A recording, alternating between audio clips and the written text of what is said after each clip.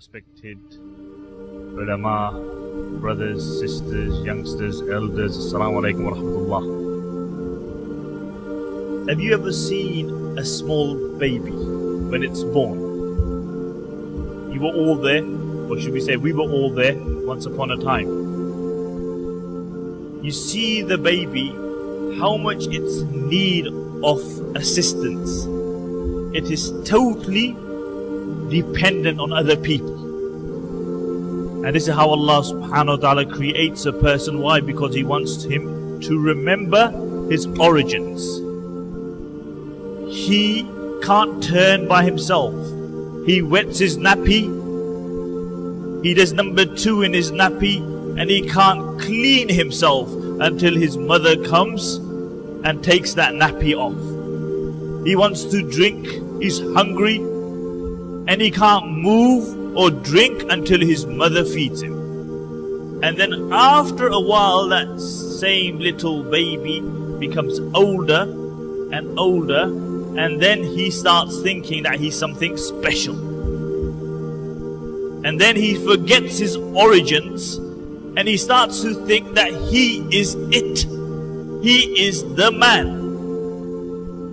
Forgetting his origins, and the older that he gets, the more independent that he regards himself. And when he starts going to the gym and pumping some iron, and he starts taking horse growth hormones, so he bloats, then after a while he thinks that he is something really special. And come summer day like this, you won't find him here, illa mashallah, he's on the street with his t-shirt on.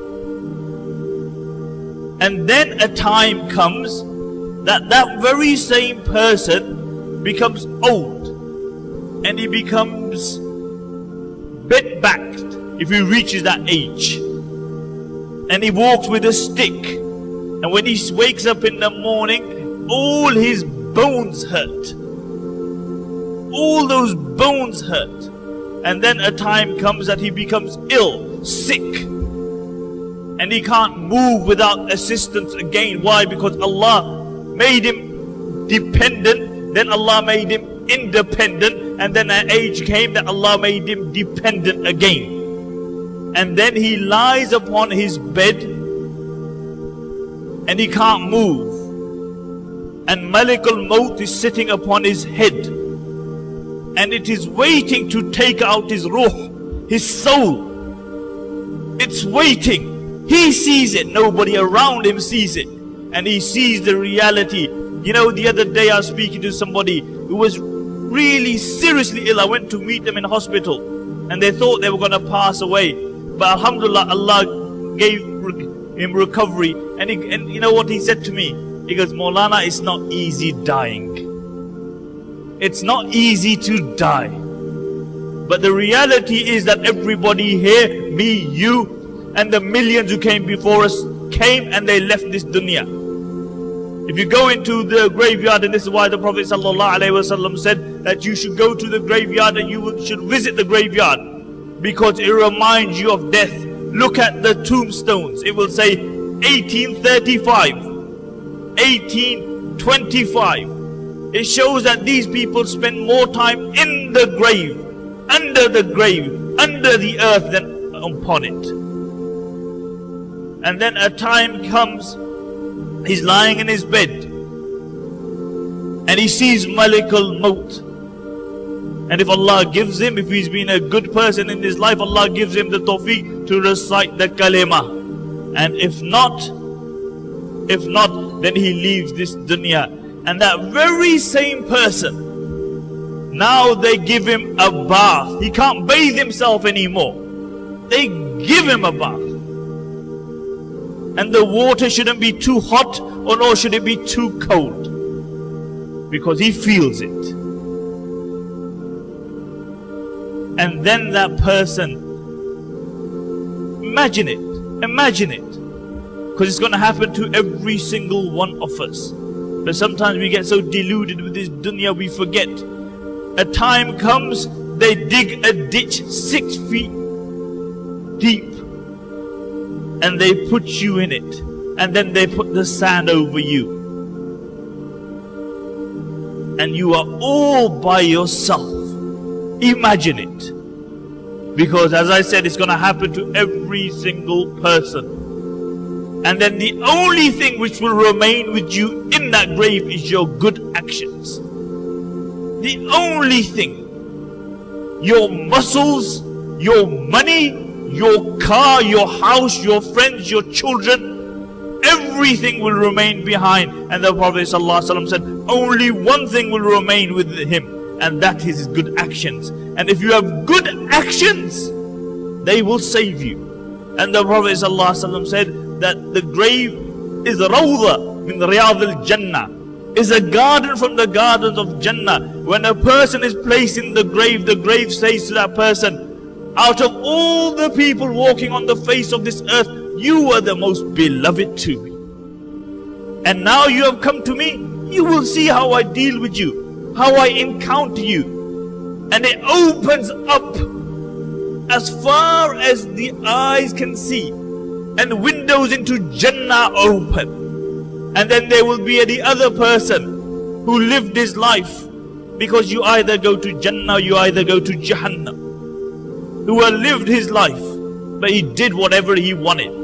He womanized, he wined and dined, and he actually believed that he's going to kick 50, and when he kicks 50, he's going to grow a beard and do Hajj and go to the masjid. But there's no guarantee. There is no guarantee. And he is put in his grave all by himself. Nobody with him. And the grave will say to him, out of all the people walking on the face of this earth, you were the most despised in my eyes. You were the most despicable in my eyes. And then the Prophet ﷺ said, it will squeeze him. It will squeeze him. And then the Prophet ﷺ thrusted his fingers in one into the other. And he said his ribs will go into each other like this. This is how it will squeeze. And the only thing which will suffice and safeguard you on that day is your actions. There was a Sahabi radiallahu anhu, and look at this Sahabi's virtues. This was a Sahabi called Sa'd ibn Mu'adh radiallahu anhu. When he passed away, he was known amongst the Ansaris as the Abu Bakr of the people of Medina.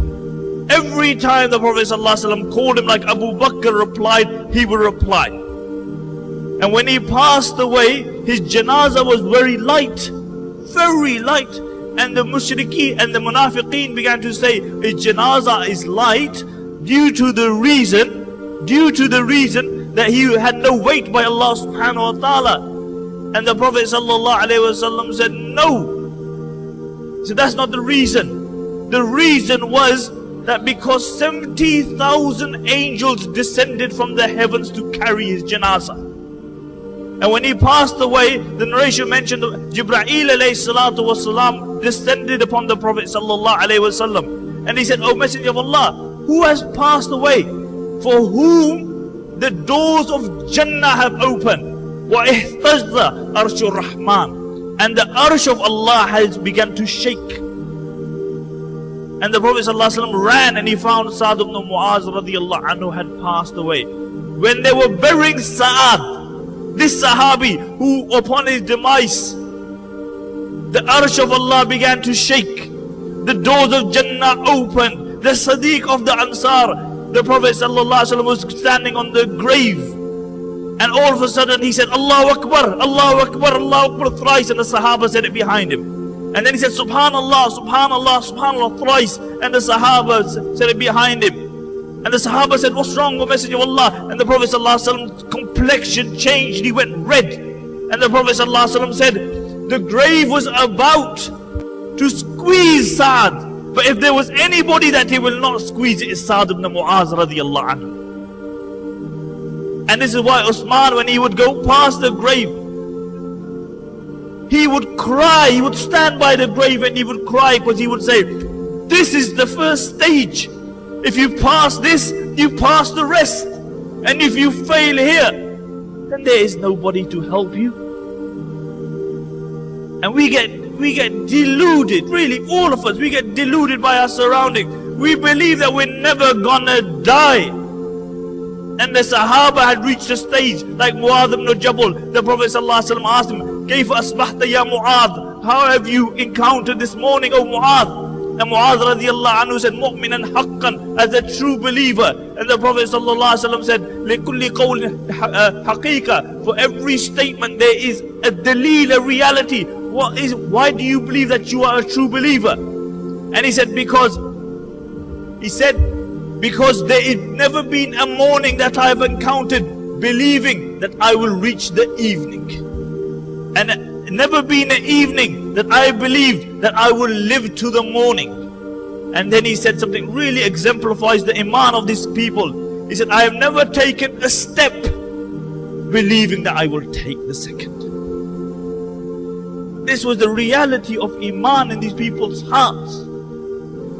And the Prophet ﷺ said that when a person dies, then you will be in your grave, and then Israfil will blow the trumpet. Everybody will come. And you know what that day is? I know some Maulana spoke about the Day of Judgment. I don't know what he spoke about, so if it's repetitive, excuse me. But I want to more dwell on the lessons we can derive rather than telling you stories, because we all love stories, especially if we don't have to do anything after. It makes us feel good. And the Prophet ﷺ said that on that day, people, on the Day of Judgment, the sun will be at the distance of a mile. The floor will be made out of steel. And people will be drowning in their own sweat according to their evil actions.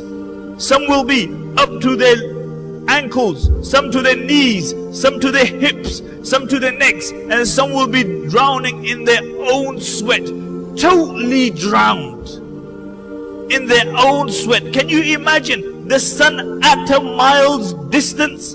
And everybody will be naked on that day, but nobody will have time to look at the body of anybody else. Nobody. And the Prophet ﷺ said that a person, when we become independent and we think we are something special. But the Prophet ﷺ said, when man will be brought in front of Allah subhanahu wa ta'ala, he will be like a buzzard. You know what a buzzard is? Have you ever seen a calf when it's born and it tries to stand up and it falls down again, and then it stands up and it falls down again? The Prophet ﷺ said, when man will come in front of Allah subhanahu wa ta'ala on the Day of Judgment to give account for his actions, he will be like a buzzard. His legs won't be able to hold him. He will try to stand and he will drop, and then he will stand again and he will drop, and he will stand like a little calf, and he will do this and he will do it again and again. And really look how often we delude ourselves, believing that we are something special. But on that day, every man will know how special he is. The biggest gangsters, the biggest drug dealers, the biggest macho men, the bouncers will know their reality. Their reality. They will know. Or man, when he will see his actions on the Day of Judgment, the Prophet ﷺ, his evil actions, he will cry. He will cry until his tears dry up. Tears dry up. And he will have no tears left. And then the Prophet ﷺ said he will still cry, but he will cry tears of blood when he will see the reality. And this is why the Prophet ﷺ defined it as what? Yawmul Hasra, a day where man will have remorse. He will have remorse. Why didn't I spend my life in the worship of Allah subhanahu wa ta'ala? And that will be the final day. You will go Jannah and you will go to Jahannam. And then death will never befall a person after that day. Death will be finished. Allah will bring death in the form of a sheep, a black sheep. And the people who have gone into Jannah will be in Jannah. And the people who are gone into Jahannam, and they will go into Jahannam. And then this is death. The black sheep is death. And Allah will have the black sheep slaughtered. meaning death has been slaughtered. After today there is no death. And then the Prophet and then Allah will call out to the people of Jannah, and He will say, Ya Ahlul Jannah, Hulud, Fala Maut. He will say, O people of Jannah, eternity, that's eternity. You will go into Jannah. And then He will turn to the people of Jahannam. And can you imagine that day? May Allah make us all from the people of Jannah. He will turn to the people of Jahannam, and He will say, O people of Jahannam, eternity is death. Death has been finished.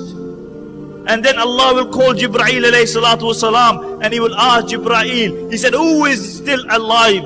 And He will give the name of him, Mikail, Israfil, and Hamlatul Arsh, and He will say, oh, you Allah, but no, death falls upon you. And Israel, Malikul Maut, and Malikul Maut, according to some narrations, will take the life of Jibreel and Mikail. And then Allah will call Israel, the angel of death, and He will ask him, who is left now? And he will say, Israfil and Hamlatul Arsh, and you Allah, but death doesn't befall upon you. And Allah will say, take the life of Israfil, and the life of Israfil will be taken. And then Allah will call him again, and He will say, who is alive? And He will say, those angels who are carrying the throne of Allah subhanahu wa ta'ala, Hamlatul Arsh. And Allah will say, take them as well. And then it will only be Allah and Israel, the angel of death.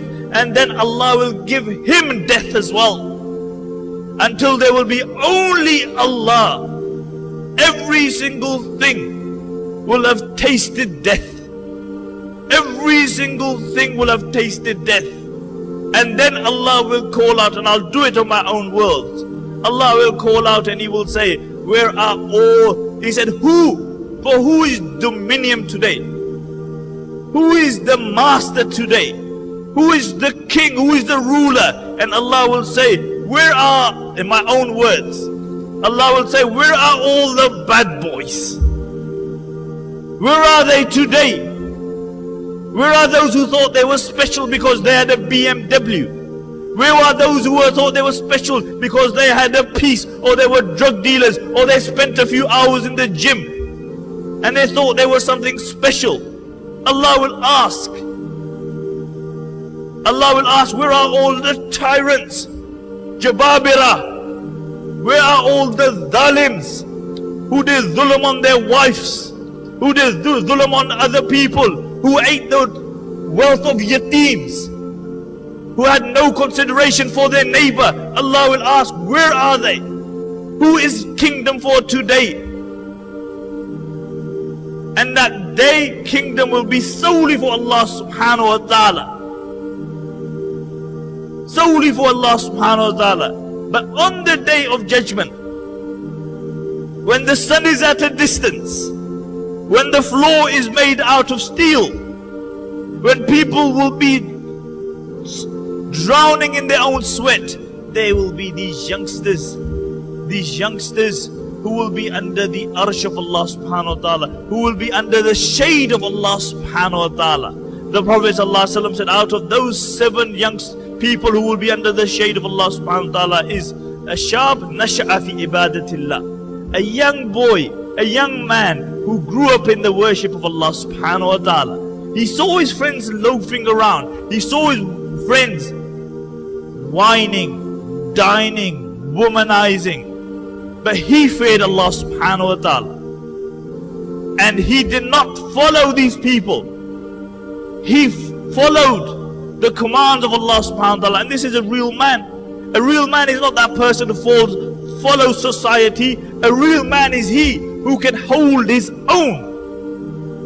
When he sees the drug dealers, easy money, sell a few packets here and there, people will respect you because people are mad nowadays. People are lost in nowadays. They will respect those people who destroy society, and that shows how low the Muslims have become. And he will sell a few packets, have a big car and you see this and you say, yeah, I want to be like that as well. Easy. Don't have to do much. Just destroy a few homes. Just all you do is sell a bit of heroin, a bit of crack, destroy a few families. That's all you have to do. At least you have a big car, because you don't really care about anybody else as long as my wallet's loaded. People have come to the state that they will even respect you for this. But this youngster will say, no. Oh Allah, when I was a youth, I worshipped you. And he will be under the shade of Allah subhanahu wa ta'ala on that day where there will be no shade besides the shade of Allah subhanahu wa ta'ala. And on that day, let me tell you a youngster who will be under that shade. He was in the time of the Prophet sallallahu alaihi wasallam. His name was Mus'ab ibn Umair radiyallahu anhu. Mus'ab ibn Umair. You must understand, Makkah was the center of the Arab Peninsula, of that part of the Arab Peninsula. And Makkah was the center place. It was, you could say, the London of England. And the man who would set the trends in Makkah, the fashion trends, was Mus'ab ibn Umair radiyallahu anhu. He was a young man, his parents were very wealthy, and he would set the trend. The clothes that he would wear would be the fashion of the time.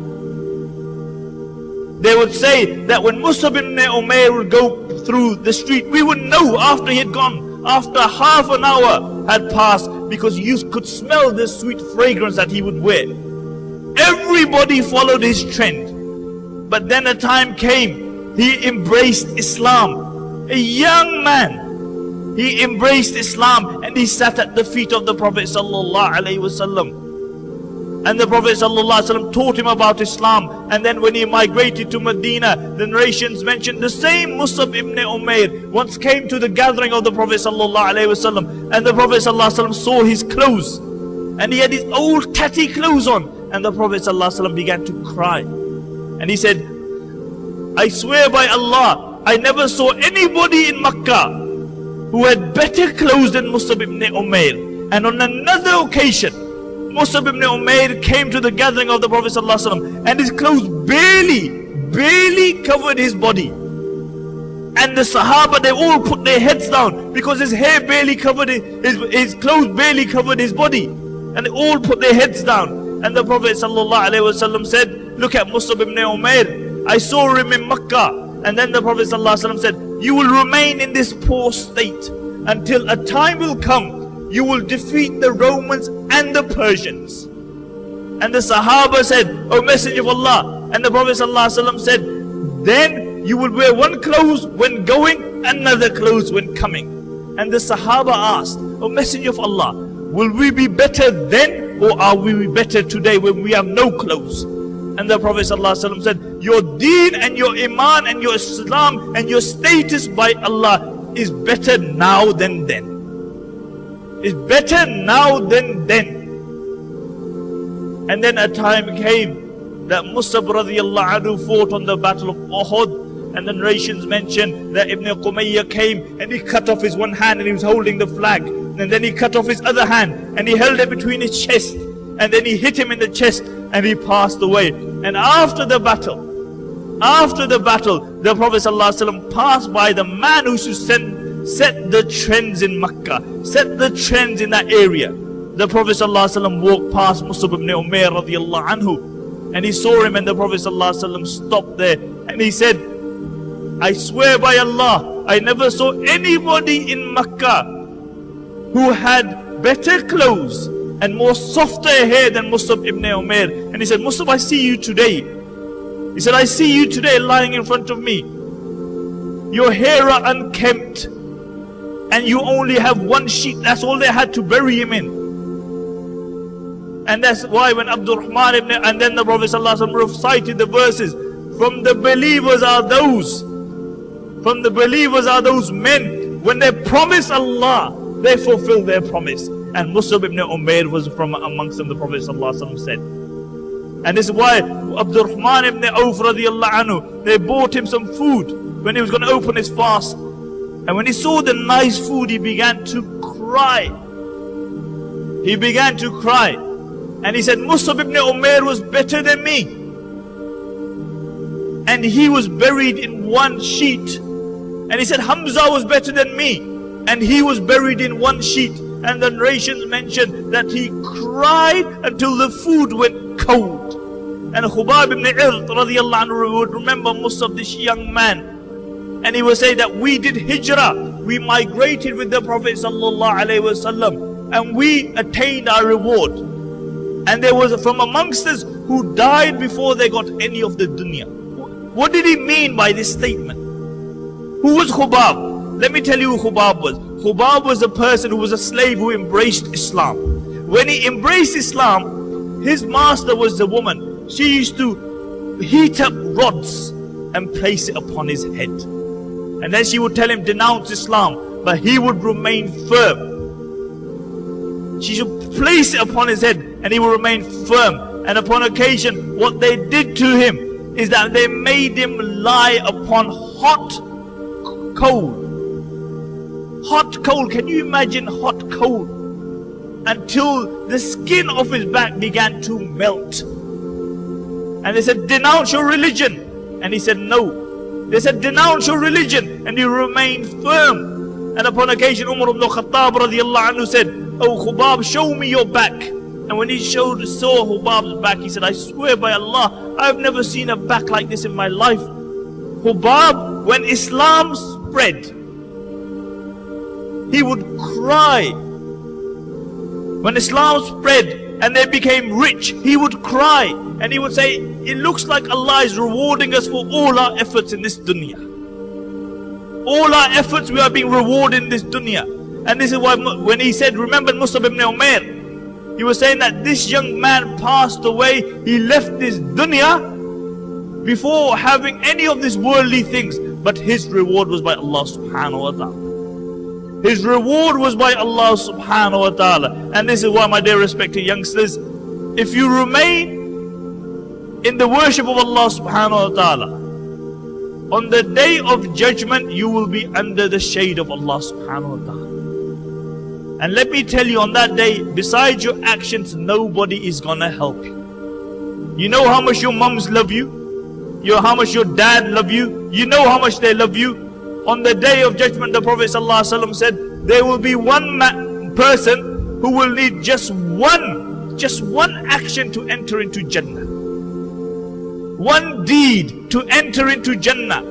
They will place his on the scales, and he will only need one action to go into Jannah. But he won't have this action. So he will think, he will say, who can I go to? Who will give me this one action? And it will come to his mind, let me go to my mother. And he will decide to go to his mother. He will say, my mother, she loved me. There was no man, no person on this earth who loved me more than my mother. If I was